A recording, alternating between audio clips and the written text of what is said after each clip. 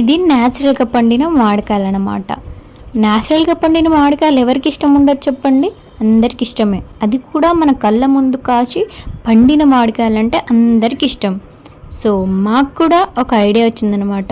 ఎలాగైనా తెంపి తినాలని చెప్పేసి మామిడికాయలకైతే వెళ్ళాము. ఇది మా ఇంటి పక్కన బిల్డింగ్ వాళ్ళ చెట్టు అనమాట.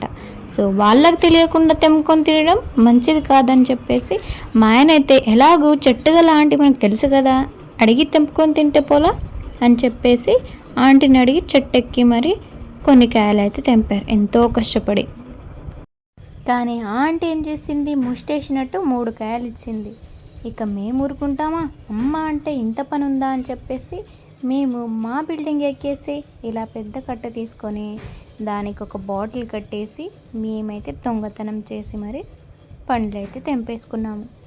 ఏంటో ఆ దొంగతనం చేసే దాంట్లో వచ్చే కిక్కే వేరప్ప.